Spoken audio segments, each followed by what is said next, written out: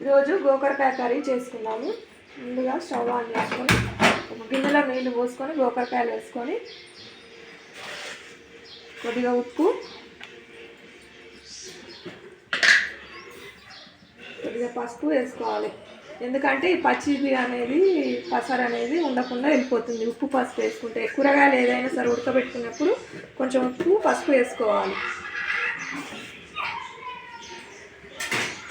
10 నిమిషాలు ఉడకనివ్వాలి. ఇందాక ఉడకబెట్టుకున్న గోకరకాయలు తీసి పక్కకు పెట్టుకున్నాను. ముందుగా ఒక గిన్నె పెట్టుకొని ఒక 3 స్పూన్లు ఆయిల్ వేసుకోవాలి.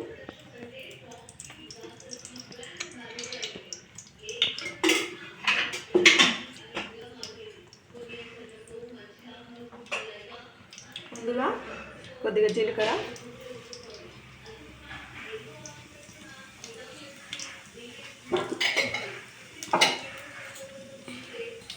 కొద్దిగా శనగపప్పు వేసుకొని కొద్దిగా దూరగా అయిందాక ఉంచాలి.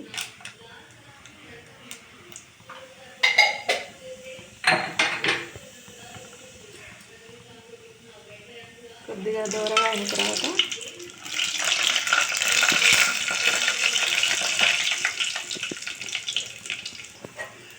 కొద్దిగా అల్లం, ఒక స్పూన్ పసుపు వేసుకొని కొద్దిగా కలుపుకోవాలి. టమాటా 2 పచ్చిమిరపకాయలు వేసుకొని కొద్దిగా కలుపుకోవాలి. ఉడకాలంటే కొంచెం ఉప్పు ఇప్పుడే వేసుకోవాలి.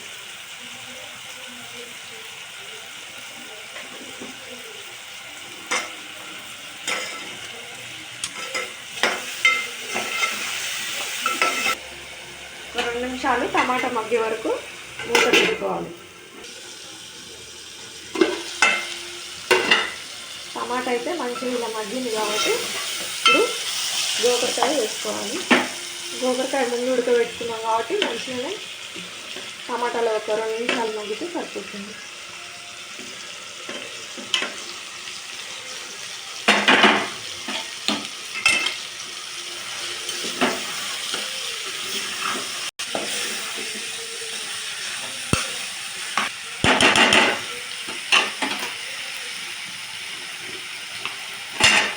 ఒక స్పూన్ కారం వేసుకొని కలుపుకోవాలి.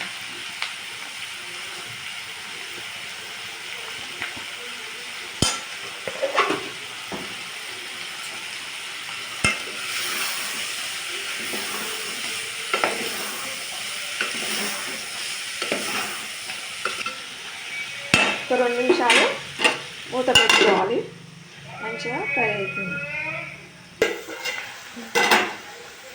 మొత్తం కూర మొత్తం మంచిగా దగ్గరికి అయింది కాబట్టి ఇప్పుడు కొద్దిగా కొత్తిమీర, ధనియాల పొడి వేసుకుంటే సరిపోతుంది.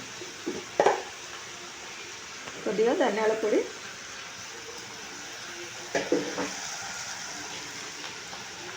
కొద్దిగా కొత్తిమీర